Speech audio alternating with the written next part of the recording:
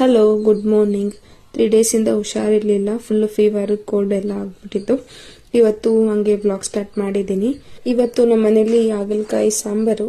ನಮ್ಮ ಮಮ್ಮಿ ತುಂಬಾ ಚೆನ್ನಾಗಿ ಮಾಡ್ತಾರೆ ಈ ಸಾಂಬಾರನ್ನ, ಕಷ್ಟನೇ ಇರಲ್ಲ. ನಮ್ಮ ಮಮ್ಮಿಗೆ ಮಾಡಕ್ ಕೊಟ್ಬಿಟ್ಟಿದ್ದೀನಿ, ನನ್ಗೆ ಹುಷಾರಿಲ್ಲ, ನಾನೇನೂ ಮಾಡ್ತಿಲ್ಲ. ಹಾಗಲಕಾಯಿ ಸಾಂಬಾರ್ಗೆ ಮತ್ತೆ ಇದೆಲ್ಲ ರೆಡಿ ಮಾಡಿ ಇಟ್ಕೊಂಡಿದ್ದಾರೆ. ನಾನು ಬಿಸಿಬೇಳೆ ಬಾತ್ ಮಾಡೋಣ ಅಂತ ರೆಡಿ ಮಾಡ್ಕೊಳ್ತಾ ಇದ್ದೀನಿ.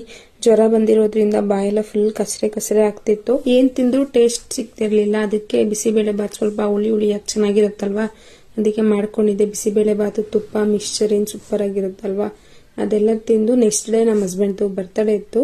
ಅದಕ್ಕೆ ನಾನೇ ಕೇಕ್ ಎಲ್ಲ ರೆಡಿ ಮಾಡೋಣ ಅಂತ ರೆಡಿ ಮಾಡ್ಕೊಳ್ತಾ ಇದ್ದೀನಿ. ನೆಕ್ಸ್ಟ್ ಡೇ ಇರೋದ್ರಿಂದ ಇವತ್ತು ನೈಟೇ ಮಾಡಿದ್ರೆ ಚೆನ್ನಾಗಿರುತ್ತೆ, ಎಲ್ಲ ಸೆಟ್ ಆಗುತ್ತೆ ಅಂತ ಎಲ್ಲ ಮಾಡ್ಕೊಳ್ತಾ ಇದ್ದೀನಿ. ಕೇಕ್ ರೆಸಿಪಿ ಒಂದ್ಸಲ ಆಲ್ರೆಡಿ ಯೂಟ್ಯೂಬ್ ಅಲ್ಲಿ ಅಪ್ಲೋಡ್ ಮಾಡಿದ್ದೀನಿ ನಾನು ಒಂದ್ಸಲ, ಹನಿ ಕೇಕ್ ರೆಸಿಪಿ. ಇದು ಚಾಕ್ಲೇಟ್ ಕೇಕ್ ಮಾಡ್ತಾ ಇದ್ದೀನಿ ನಾನು. ಇದು ಸಹ ಚೆನ್ನಾಗಿ ಬಂದಿತ್ತು. ಕೇಕ್ಗೆ ಈ ಕನ್ಸಿಸ್ಟೆನ್ಸಿ ಪರ್ಫೆಕ್ಟ್ ಆಗಿರುತ್ತೆ, ಕರೆಕ್ಟಾಗಿ ಪರ್ಫೆಕ್ಟ್ ಆಗಿ ಬಂದಿತ್ತು ಕೇಕು.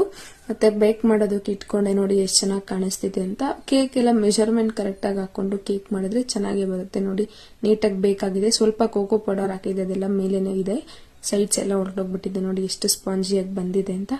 ಫುಲ್ ಕಂಪ್ಲೀಟ್ ಆಗಿ ತಣ್ಣಗಾಗ್ಬೇಕು, ಅಲ್ಲಿವರೆಗೂ ಓಪನ್ ಮಾಡಬಾರ್ದು. ಇದನ್ನ ಎಷ್ಟು ಚೆನ್ನಾಗಿ ಬಂದಿದೆ ನೋಡಿ. ಕೇಕ್ ಮೇಲೆ ಏನ್ ಸ್ವಲ್ಪ ಎಕ್ಸ್ಟ್ರಾ ಬಂದಿದೆಯಲ್ಲ, ಉಬ್ಕೊಂಡಿದೆಯಲ್ವಾ, ಅದನ್ನ ಕಟ್ ಮಾಡ್ಕೊಳ್ತಾ ಇದ್ದೀನಿ. ಡೆಕೋರ್ ಮಾಡೋದಕ್ಕೆ, ಇಲ್ಲಾಂದ್ರೆ ನೀಟಾಗಿ ಕಾಣಿಸಲ್ಲ. ಅದನ್ನ ಕಟ್ ಮಾಡ್ಕೊಂಡ್ರೆ ಕರೆಕ್ಟ್ ಆಗಿ ಲೆವೆಲ್ ಆಗಿ ಬರುತ್ತೆ. ನೀಟಾಗಿ ಕಟ್ ಮಾಡ್ಕೊಂಡೆ ಅದನ್ನ.